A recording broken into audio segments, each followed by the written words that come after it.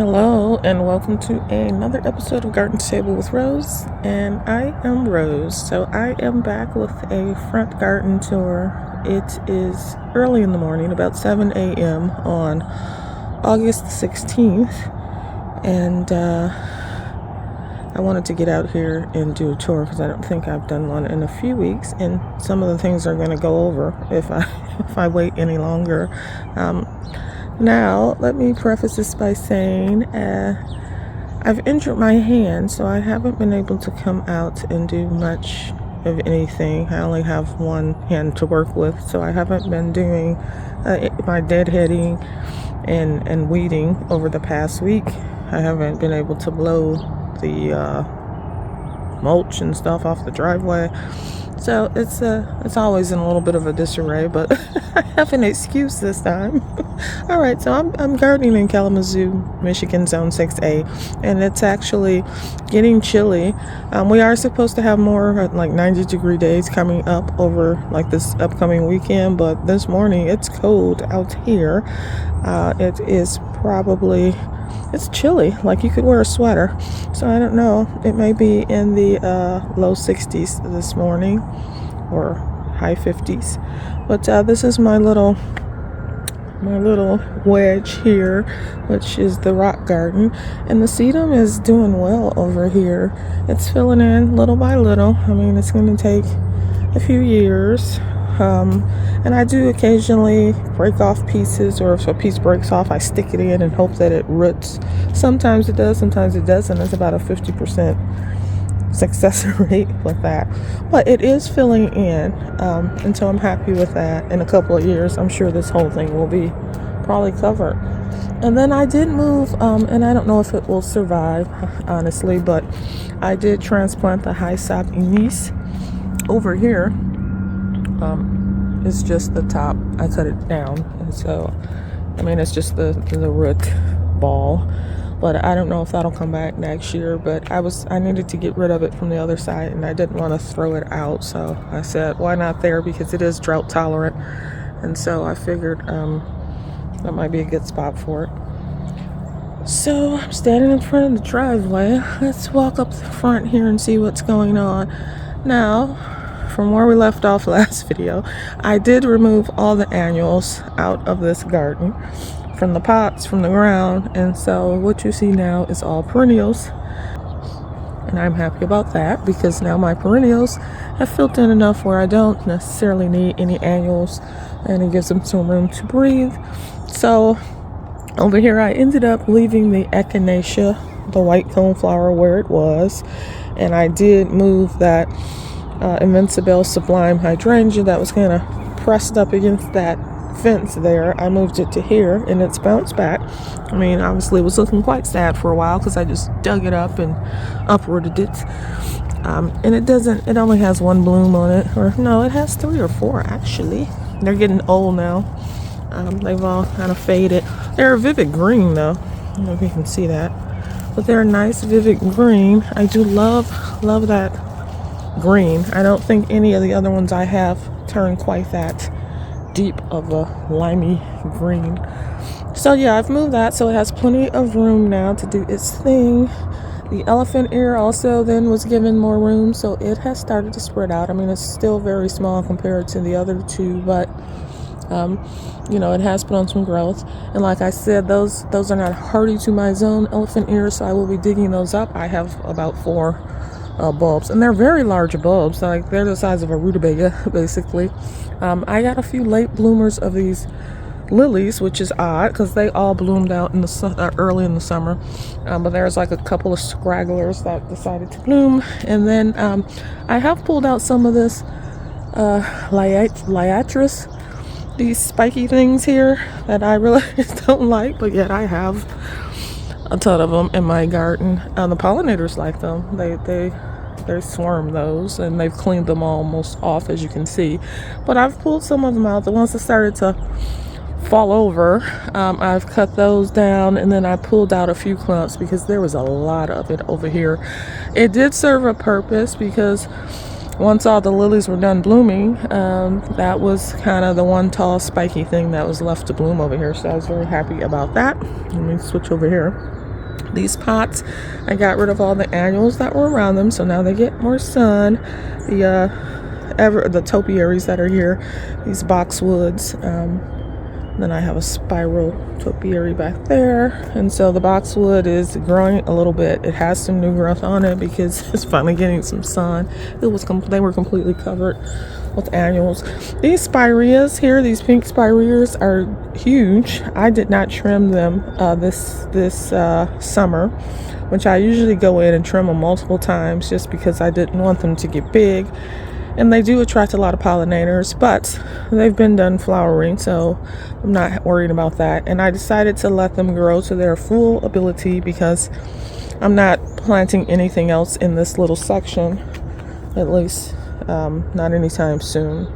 So I thought I'll let them spread out. And actually, I really like them. They've grown on me. I did not like them at all when I started gardening out here. Another little topiary here. That'll stay in that pot. This year I'm leaving all the pots up front. Last year I took them all. They were much smaller though. I took them all and I put them like on the side of my shed, so they were kind of protected. I don't want to move all those back to the backyard. They are heavy and I have to carry them, or at least lift them into my little cart and roll them back. So that's a lot because there's a lot of pots up here. So I think what I'm going to do is probably huddle them together, maybe on that side of the house over there, because that's protected in between the two houses, and there's a tree over there. So I may just line them up there to give them a little bit of protection from, any wind or anything like that. But I don't think I want to log them, because where I would put them is like all the way at the very far end of my fence on that side, and so there's no gate over there, so I'd have to go all the way around this way and all the way across the yard with them one at a time, because only one can fit in my cart, because these are 22-inch or 22-inch I believe pots. So I think I'm going to put them on the side of the house and see if that works out. Another one of the boxwoods that's putting on some growth, which I'm happy about. There's also some weeds growing in there. My goal is obviously to let those get as big as they can, so that they hopefully fill in this ball that their cage that's in the pot, which I think would look really nice. Here's my 3-ball topiary. She's doing good. My little lavender tree, which soon needs to come inside, I'm sure. It's getting a little chilly. And my little cypress. I had 2 of these little cypresses. I just got them from my home store. They were inexpensive. I think they were $7 or $8. The other one died, and I found out after I took everything out of the pot, that the pot was not draining appropriately, even though it had a big drain hole in the bottom. Some kind of way it was clogged, or it wasn't draining, and so that's why that one died. Clearly it was overwatered. My other plan up here is to get rid of this raised bed off the porch. It's been here since I got it for a few years, and I would put a cold frame on it, and I was using it late into the season to grow food. I mean, that was why I started gardening, to grow vegetables and stuff like that. But it just gets no sun, really, and so it's very difficult for anything to grow there. I have carrots there. They've been there all season, and I bet you if there may be a couple that are even big enough to use. And it doesn't matter. I mean, I fertilize, I water. It's good soil because I filled it. It's a raised bed. But no sun, so nothing really ever grows well there. So I'm going to, once I start doing my fall planting of bulbs and stuff, I'm going to I have to empty all the dirt out. And then I'm going to move that to the backyard and use it back there where I can sit it out and it can get sun. So, and then also that'll be nice, because then I can next year move my little chair. I like this chair. It's a very comfortable, lovely egg chair. I can move my little chair over into that corner. And it'll just I'll have a little bit more leg room to relax in that little corner. So that's what I am going to do.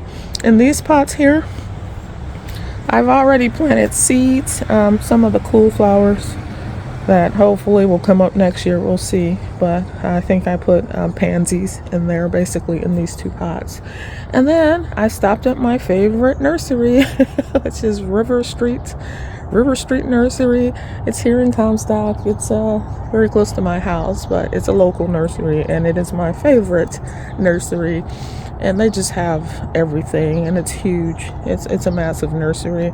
Anywho, they had a sale on little topiaries, and so I got 2. I think they were 40% off or something like that. So they were about $20 a piece at the end, and they're just different from what I have. I can't remember what this one was called, and I have not put a sign in yet, so I'll have to get around to that. But Hinoki or something like that. Yeah, but it's a little different because even though it's kind of that evergreen kind of shrub, it's like very compact. I don't know if you can tell, like it's all just very tightly compacted. And this one I've been wanting forever. This one actually still has one of the tags on it. It's called a giant arborvitae whipcord, and I have just been wanting, not necessarily this variety, but one that had this kind of what looks like cords, the leaves. I mean, that's neat. I've never seen that before until I started going to nurseries this year. It's just a different look. So these will stay in pots, and they will be used like my other pots, just kind of set around as topiaries to fill in the space. I did move sedum from my back. I had a lot growing in the back, and it did really good in the window boxes on my shed. So I moved some of those clumps up here, and so far, so good. At least the big clumps. This one died. This is one that I moved up here, and again, this did very well in the back. So then I put it in here and it dies. So I don't know what it's the problem with these window boxes. I don't water them anymore because one thought was that they were getting too much water, because they do have basins that hold water in the bottom. So I stopped watering them, and plus sedum doesn't really like to be watered. Now all of this is doing well, and I believe this box does get more sunlight than the other box, so that's another issue because these are under the overhang there of the house. They don't necessarily get that much sunlight. So, but the sedum seems to be surviving. Now look at this. This is the first time I'm seeing this because, the past week I've been injured. I haven't really been able to be out much. But this hydrangea has a bloom. I am so ecstatic about this one bloom on this hydrangea here at the end of the season. The reason why I am so excited is because this is a PG tree hydrangea. PG, P-E-E-G-E-E. So it's one of the more older school varieties, but it literally was one twig because it was damaged a couple of times by tree branches falling on it from this big maple tree behind me.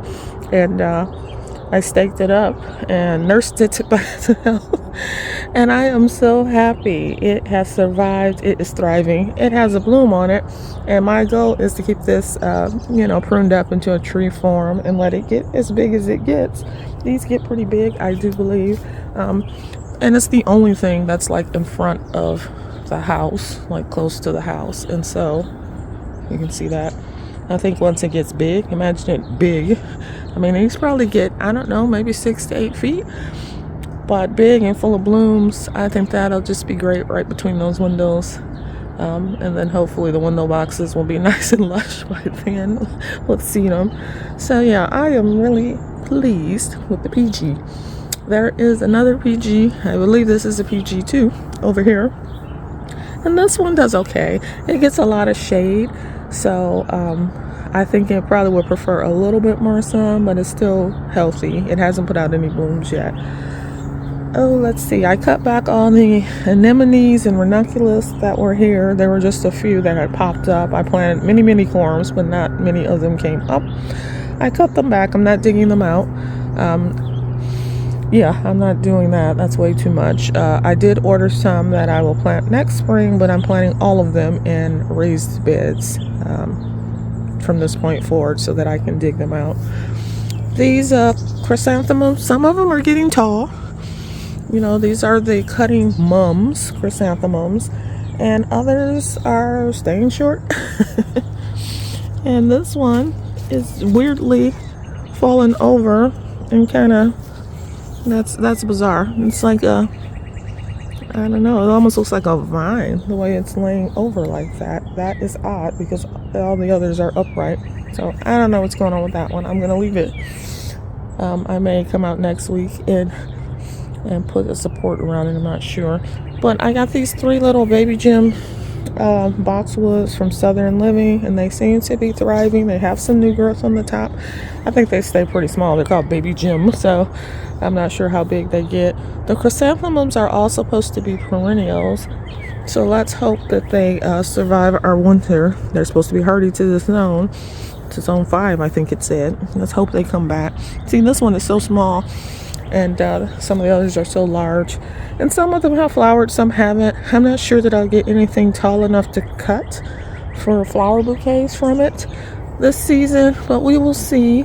I just really kind of would like to see them survive and come back next year. That would be awesome. Okay, over here I trimmed back my Panther 9 bark a little bit. A couple of the branches were like 8 feet tall, it seemed, and I actually used them in a flower arrangement, and they have held up for over a week in the vase, so I'm very happy. One thing up here is I am having a little bit of an issue with Japanese beetles. They are in full force around here.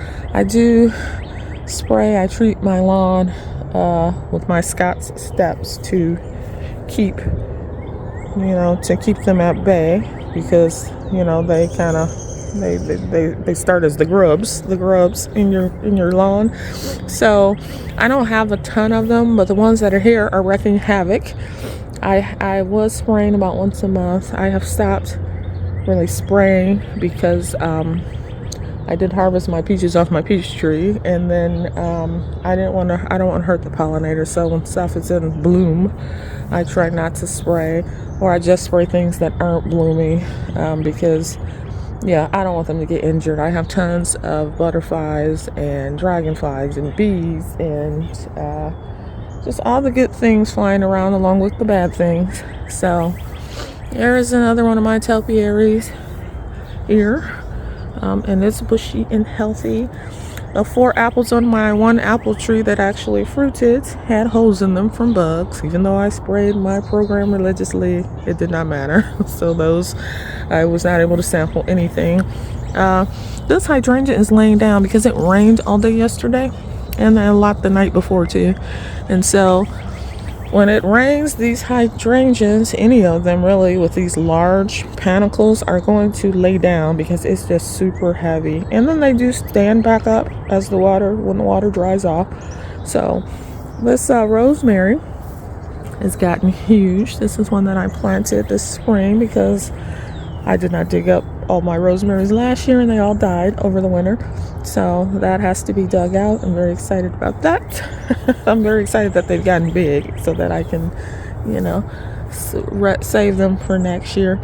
I did take out all of the lamb's ear from these 2 patches. There's one there and one there, and I divided it up. It's looking sad. I am hoping it bounces back, but it's looking really pathetic now. And I spread it out. I spread some around on the other side because I wanted that color on the other side. If they don't make it, I will unfortunately have to buy more. I was just hoping to be able to divide it because they were getting too big for the space, and I'm all about getting free plants out of my garden, shopping my garden. So there is a sedum back there, and I don't know that I should leave this here. I'll have to think about this one. It's pretty. It's a variegated sedum, but you can't see it on these other things here get really tall. So it's kind of a moot point having it back there. It's hidden by the stilbe and the lilies and all that stuff. So I may dig that one out in the fall. And then I put a couple of those little sedums here because at the time nothing was tall. And I wanted to break up the green with some chartreuse or some yellow, and so I ended up putting sedums, 2 or 3 over here. So I may have to dig those out What else? My ground cover is actually growing that I put in between the stones. There's several patches of it. There's one here that I'm stepping on, so I'm excited about that because I want that to fill in and surround the stones eventually. This, I believe, is a lilac that I planted as a bare root when I first started this garden 2 years ago. And I thought it was dead because I never saw any sign of it. But this looks to be it because I can't imagine what else that would be. I don't think it's a hydrangea. No, I think that's the lilac. It was a white lilac, reblooming lilac or something that I planted. This is some variegated sage that has really taken off. It likes it. I like the color here. That's why that's there. My fluffy arborvitaes, I get 2 of these. These are proven winners. And they're putting on a little bit of growth. They are beautiful. I love that color. Roses. Most of the roses I have not only deadheaded, but I have pruned them back, and that is because they had finished blooming out for their second bloom, which they do towards the end of summer, and the limbs were growing every which way. So I kind of just went on and did the pruning and kind of tried to shape them like a vase shape, like I do a lot of my fruit trees. And the ones that still had a lot of buds on it, I left, like this Henry Fonda, which is going crazy, as you can see. There were Japanese beetles on this, so I'm not happy about that. But this needs to be deadheaded, but I cannot do that until my hand is healed up. The Julia Child over there that I just planted this season, I'm surprised it bloomed as much as it has. And if you can see, it still has a number of buds on it. So, yeah, that's the Julia Child rose. So that one's not ready to be pruned down yet. The Henry Fonda actually still has a number of buds on it too, but it is getting wild and it does need to be deadheaded. The Pinky Winky hydrangea is getting huge. Look at that. And this hydrangea, it's interesting. One, it has these beautiful red stems, which not a lot of them have red stems, but also it goes from a dark pink at the bottom. Let's see if I can get this, the bottom of the panicle, and then it gets lighter as it goes to the top. So it's like a gradiated ombre kind of look to it. So that is pretty cool. Those get tall. I believe the Pinky Winkies get 6 to 8 feet tall. There's a tall white rose there. I think that one's called White Magic.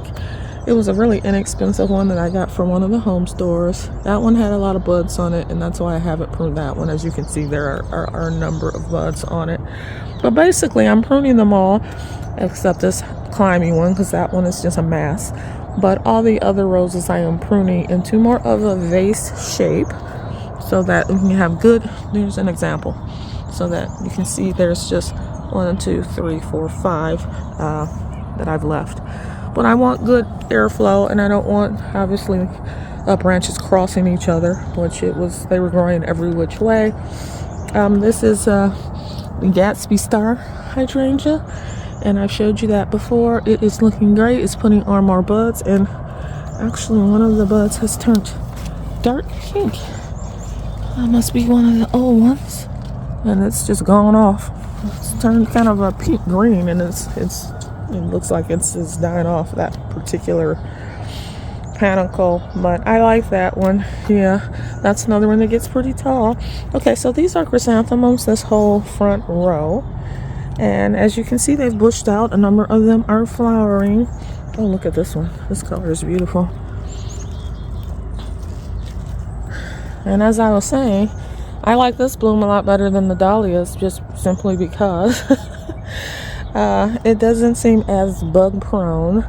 They're supposed to be perennials, unlike the dahlias, which I would have to dig up here. And yeah, they probably last longer than the vase, because dahlias only last, at least for me, mine only lasts about 3 days. And for all the work you have to do for dahlias here in my zone, it's not worth it to me for a 3-day show.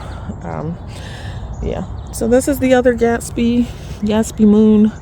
It does not have any blooms on it, but it's nice and bushy and it's filling in. And then here's the other Pinky Winky here, and it has a number of blooms, and you can see better here how they kind of fade from dark to light as it goes up the bloom. Yeah, and there's the other fluffy arborvitae.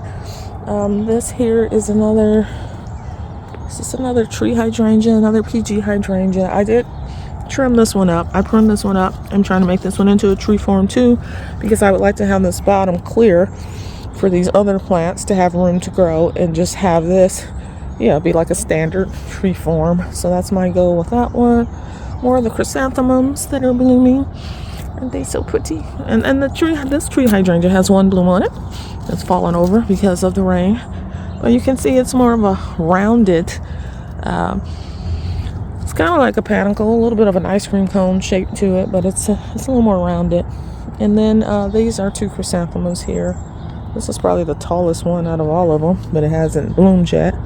It does have buds on it. This one's pretty bushy too. This here is a little quick fire hydrangea, and I believe maybe it's called the smooth hydrangea.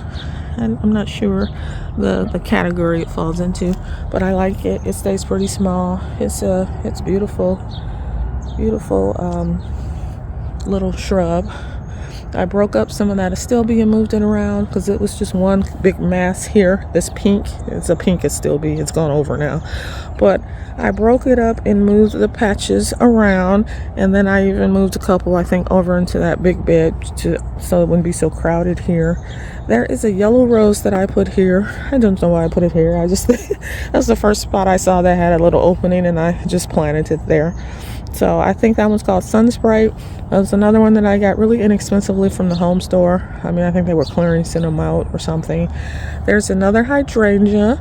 I'm not sure which variety that is. Here's my weeping lavender twist weeping redbud, which has the lovely heart-shaped leaves.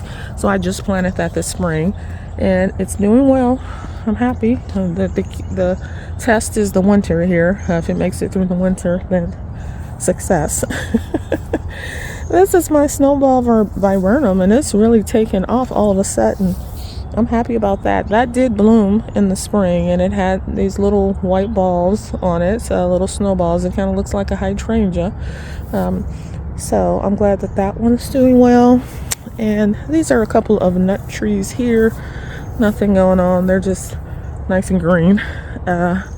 This is the yew that lost all of its quills after winter.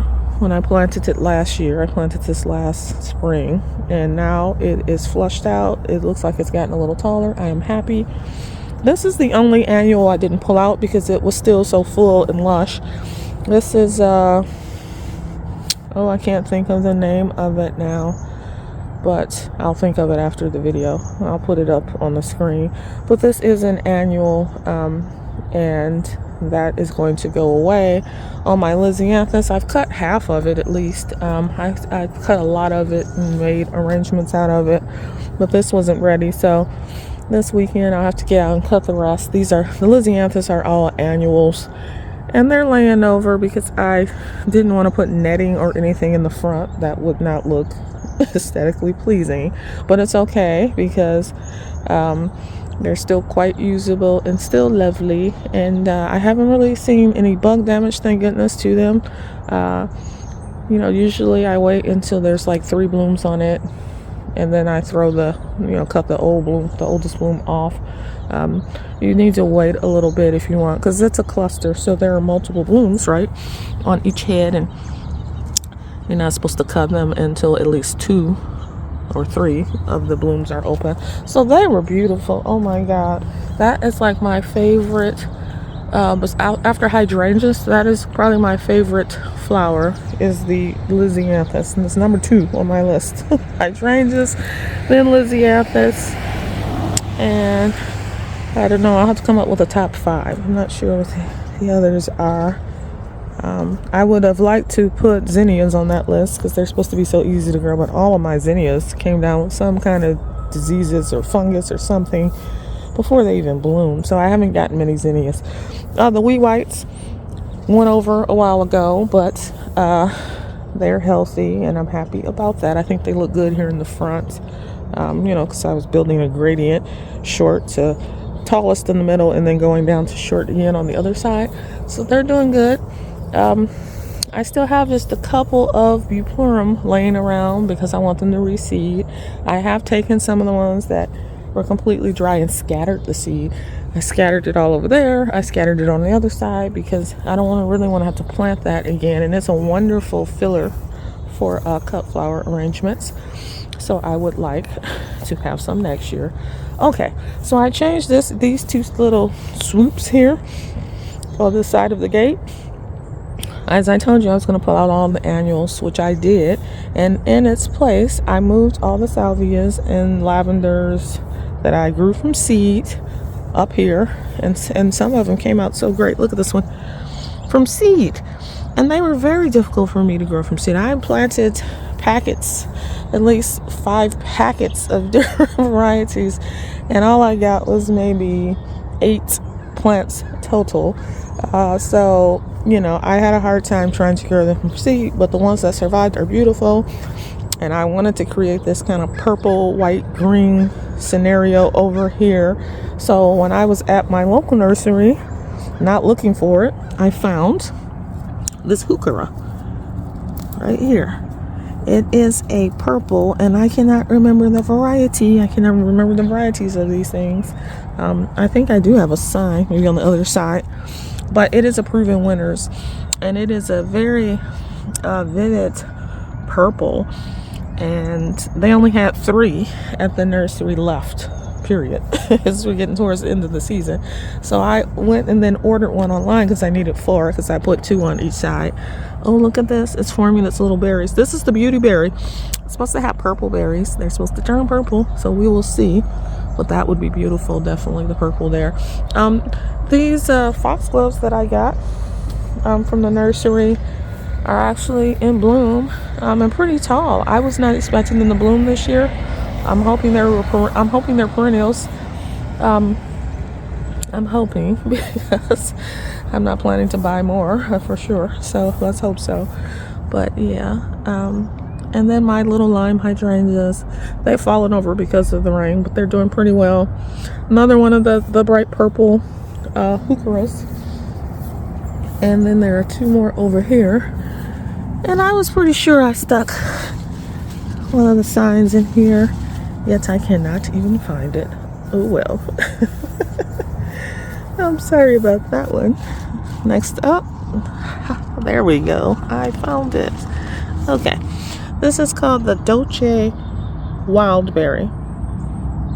Sunshade perennial heuchera, 10 to 14 inches. And so it is a perennial, so I'm expecting those to come back and get bigger each year and kind of have this nice big ground cover of the purple there with the purple beauty berries.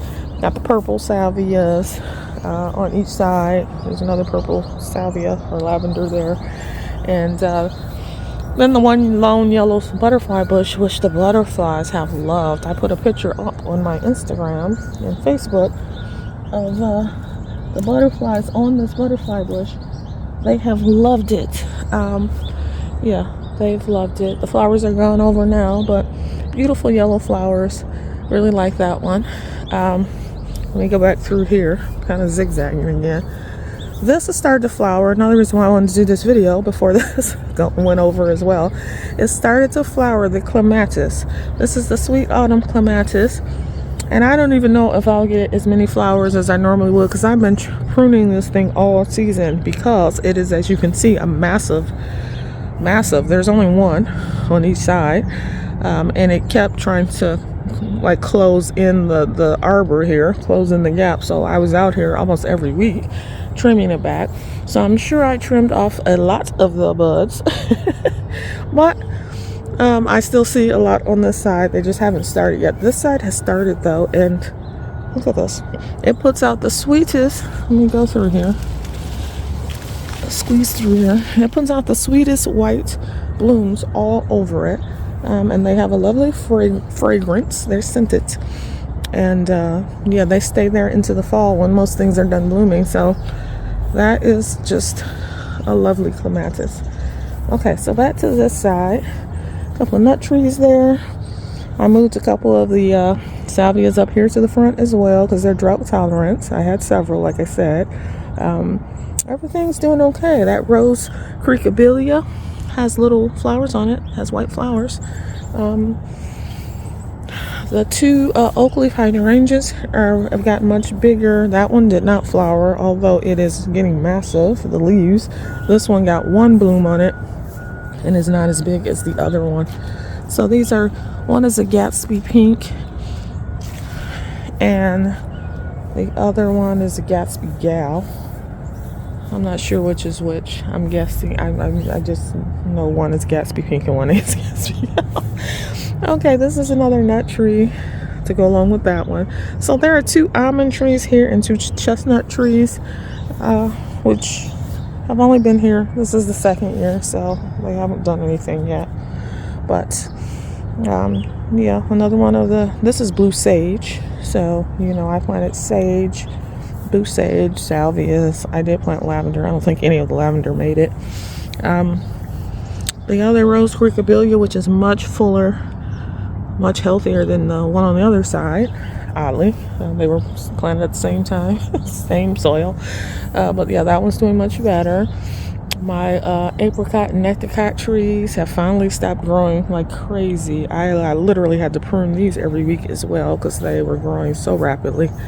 And there's a little bit of beetle damage. You can see the beetles eat your leaves is what they do.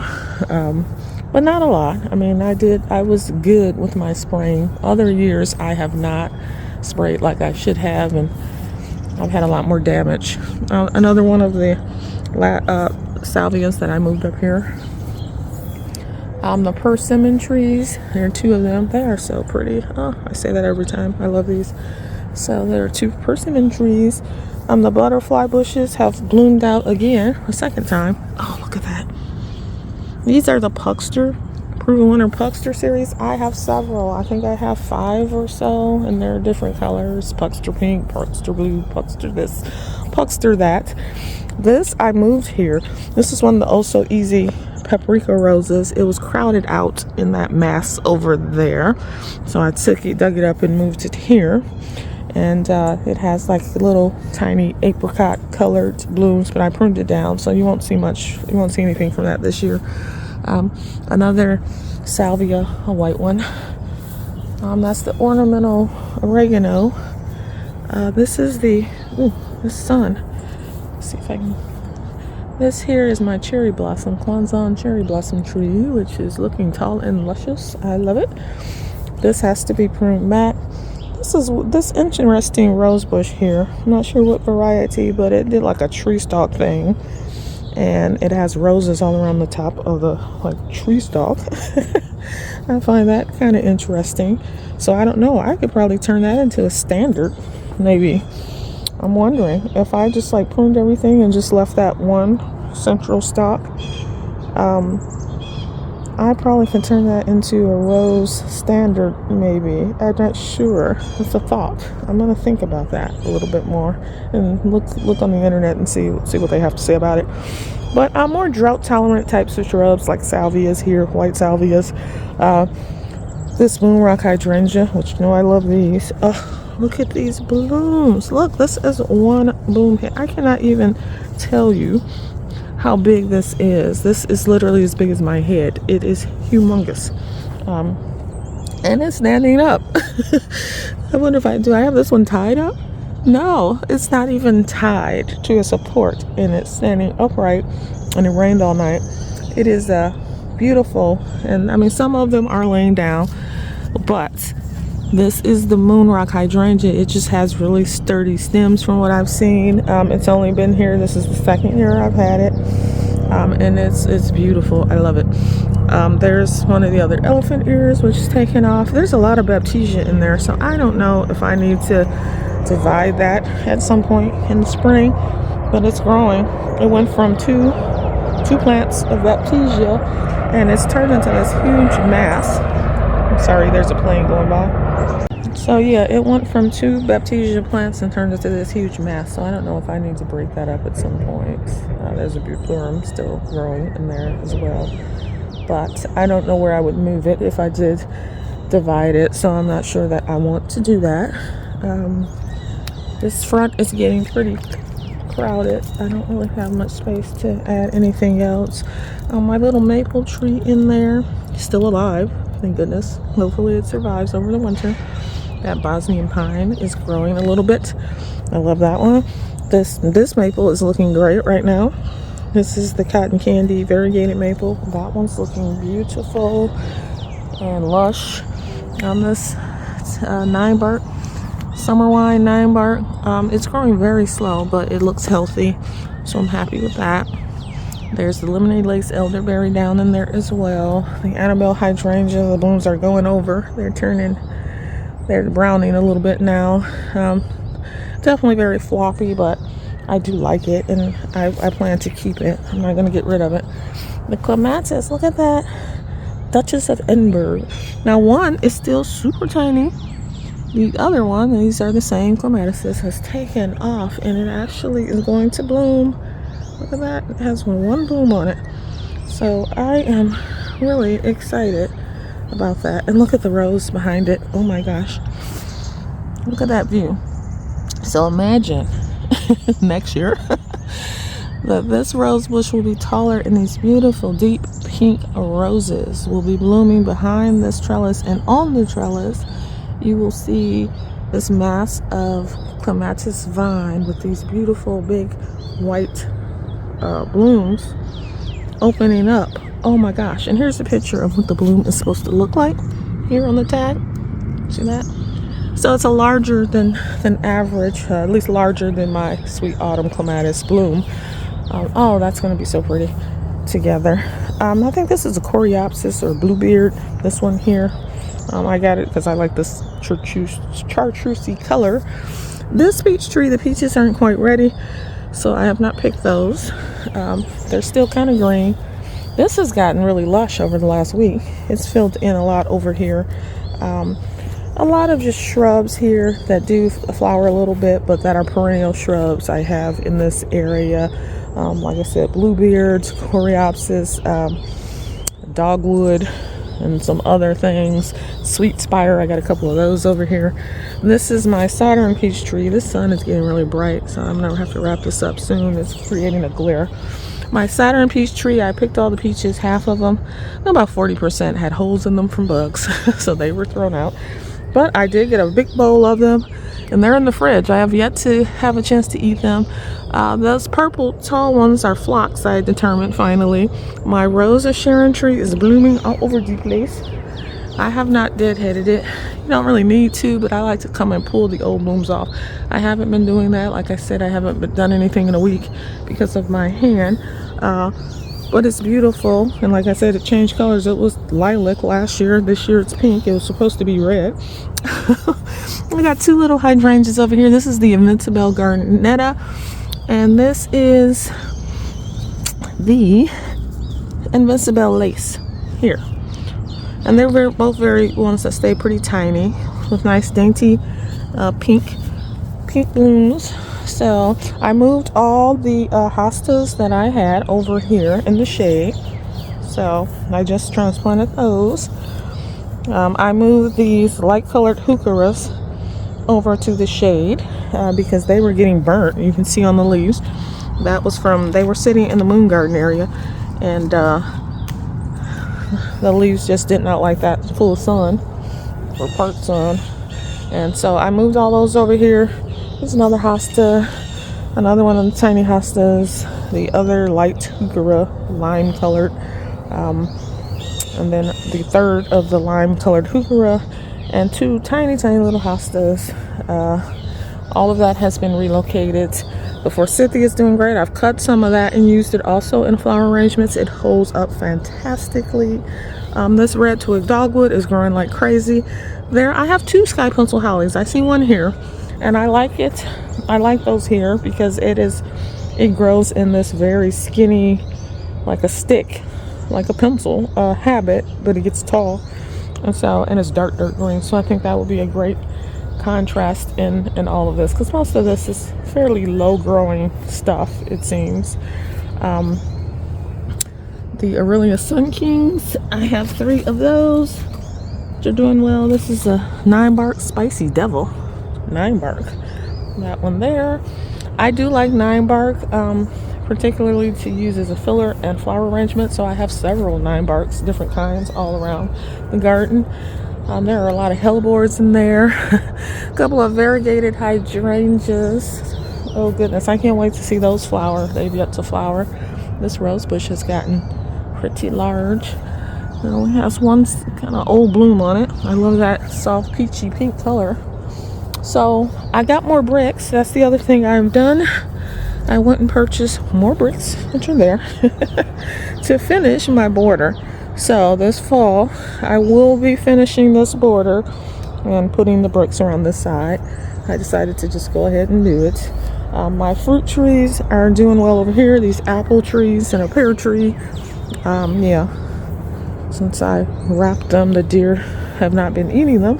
So this is a good thing. So hopefully next year I'll have some apples on those trees. We can only hope. Let me go on the inside. I think here, this inside left is the only side I haven't addressed on this video.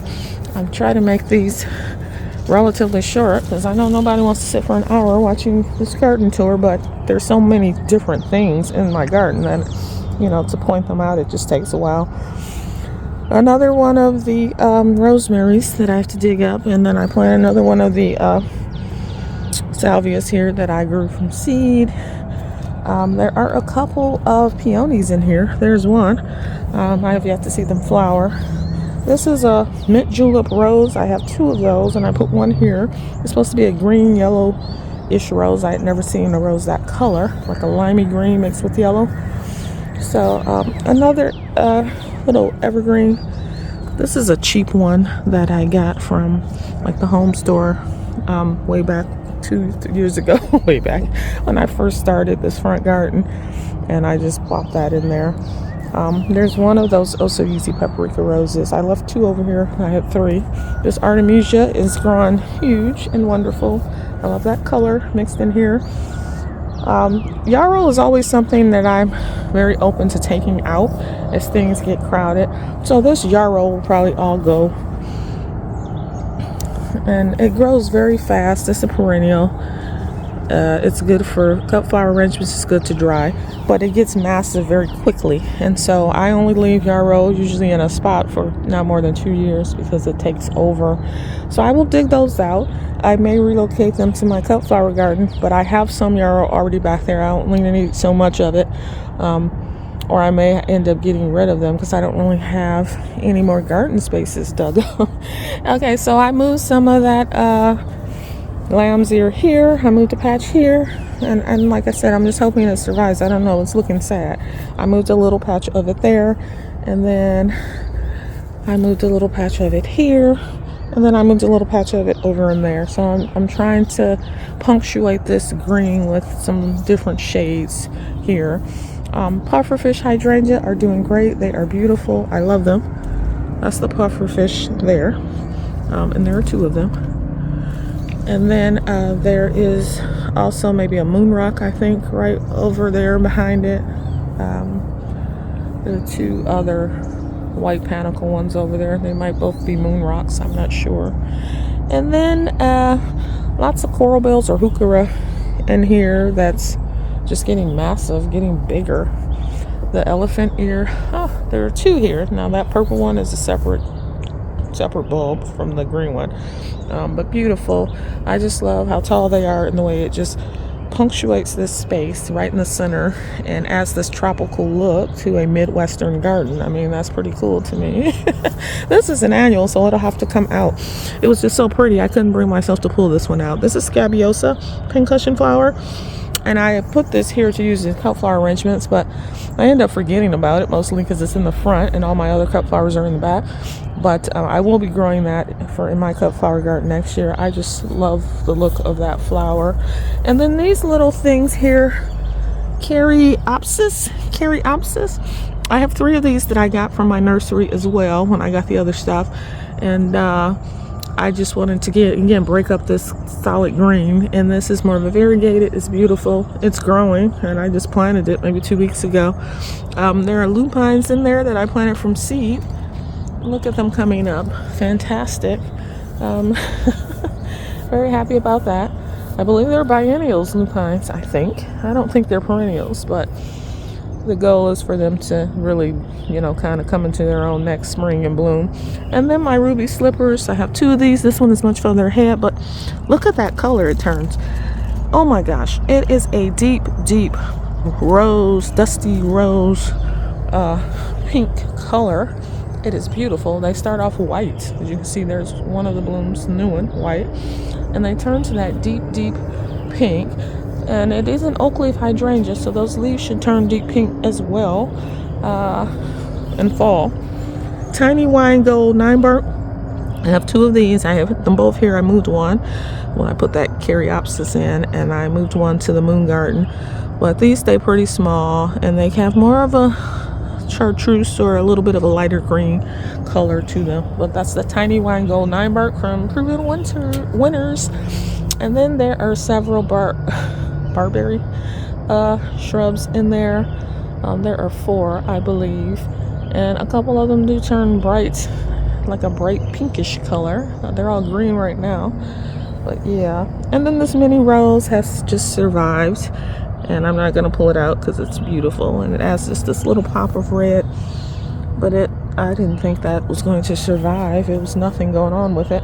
There is a lavender in there that has survived as well. I think it's the Sensational lavender. Seems to be the only one that I can get to live in my gardens. Yeah, Sensational. I can't remember what company puts it out, but it's called Sensational. And then I got lots of euphorbia.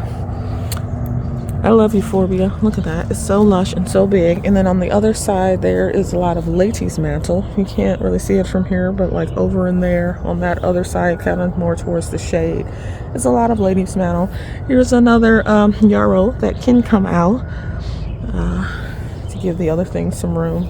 So I'm trying to figure out where's that other sky pencil holly. There is one more. I see it sticking up.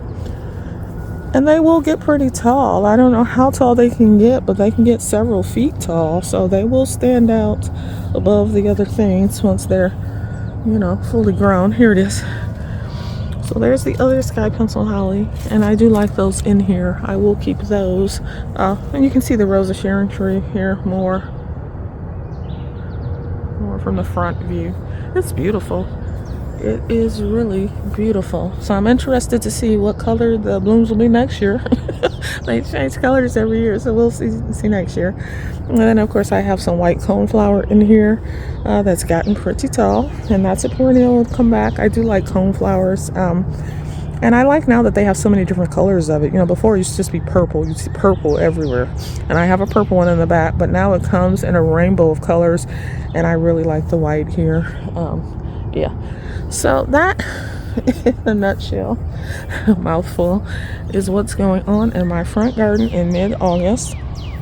And as we go into cooler weather, things will start to, die back and go dormant.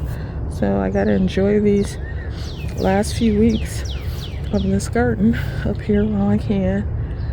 It surpassed my expectations, and most of this was planted this spring. Last year. Yeah, this whole garden is pretty much 2 years old. The only thing that existed was one little patch here, right where the sidewalk is.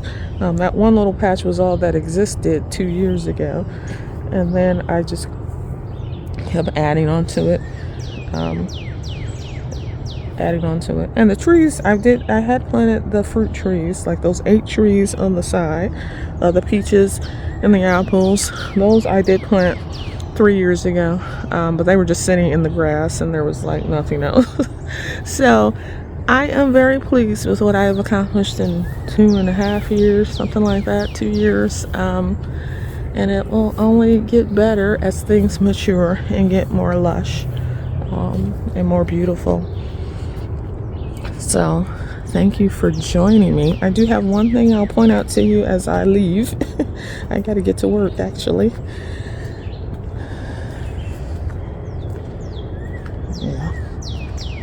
This was, it was a beautiful garden this year, for sure. It just surpassed all my expectations, especially as a new gardener, a new landscape gardener. I've never done any of this before. Okay, so I came up with a plan for this side yard. It's the last thing I'm going to touch on. You see over here I have my cardboard down to kill this grass because I'm making, as you can see, a little curved swoop of a border here. And the reason why I decided to do this is because this is where the dump trucks have been dumping my mulch and compost that I was buying by the truckload. And it killed the grass because they have been dumping it here on the drive and it spilt over. So that was dead and there was just weeds in this little section. So I decided let's just get rid of all of it. So I'm killing it off with my cardboard method. And as you can see, I've swooped it around to there. So what I am planting here, I've already ordered my plants. The goal here is to create a hedge, right? Because this is a shared strip with a neighbor, so half of it's mine. So my goal is to create a hedge of plants in this strip. So here, because this is shade, because it's between the two buildings, I am planting evergreens. I ordered a number of these little, I can't even remember the name of them now, but they are little boxwood evergreens that grow in a pyramidal shape. And when I, get them and put them in, I'll tell you specifically what the kind is. But they grow in a pyramidal shape, like a Christmas tree shape, but it's a boxwood type of evergreen. And they don't get more than 5 feet tall. Right, because I didn't want a huge hedge here because I need stuff that I can maintain, and the houses are small. My house is small. I don't want things that are too large of a scale. So I'm going to do a line of them around this swoop.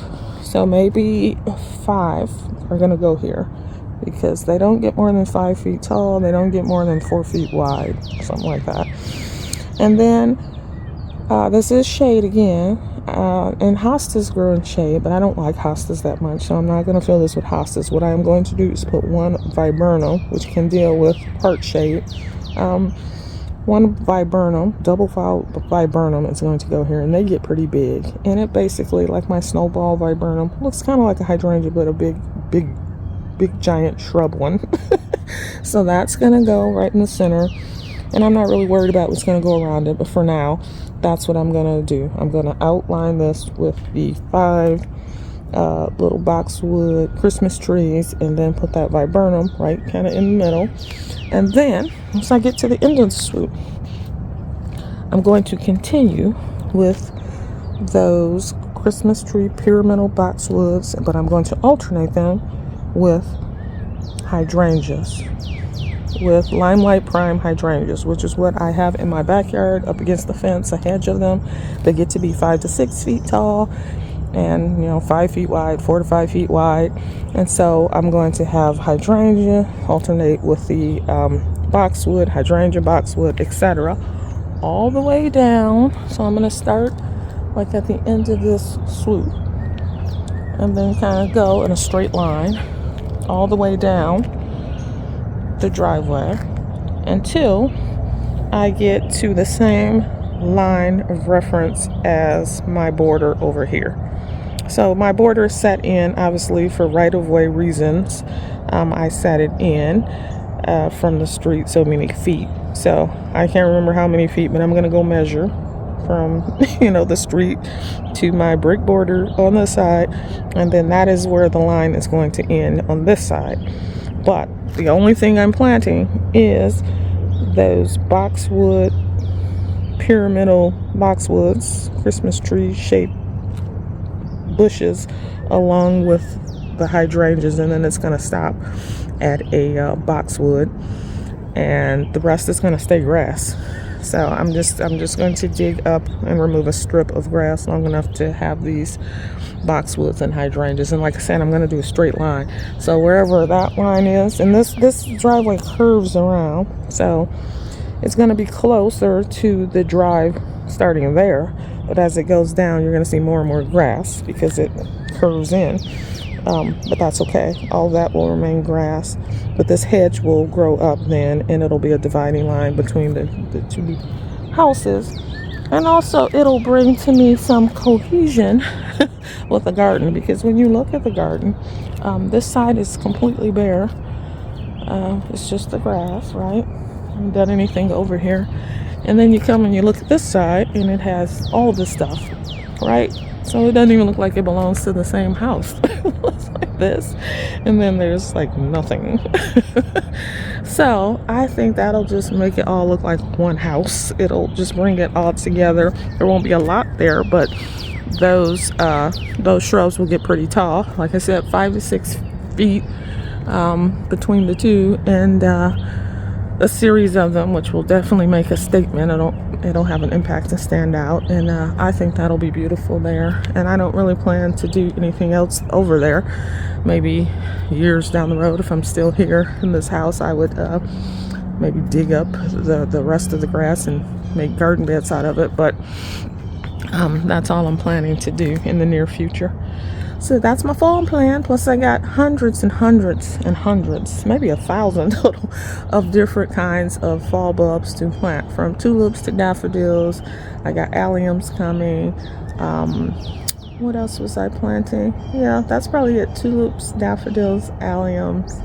And then I have some coming that I'm saving for the spring. I ordered all my ranunculus bulbs, and I'm going to save those for the spring, because if I order the spring shipment, they come too late to pre-sprout them, which is what I need to do. So yeah, so I've been just kind of planning out where I'm going to put all the bulbs. And in addition, I have my cool flowers. My cut flower garden cool flowers are the ones that I plant in the fall that will then bloom next spring. So I'm starting those seeds off and trying to figure out where I'm going to put those. And I'm also getting a number of berry bushes in. So I'm replacing my raspberry patch that I had with a thornless variety. And then I've ordered several blueberry bushes, and because I only have a couple, and a couple of blackberries, because I pulled out one of the blackberries that had a lot of thorns on it, and I'm putting in thornless. Yeah, so there are only a couple of things I'm going to leave with thorns, because they don't make a thornless variety like a marionberry, the boysenberry. But every other berry I have that had thorns, I'm trying to replace it with a thornless variety, because I just don't want to deal with all those thorns. It's enough to deal with the thorns on the roses, but the berries too, it's just a lot of getting poked, even with the gloves and everything on. So that's all I got for today. Thank you for joining me, and until next time, bye bye.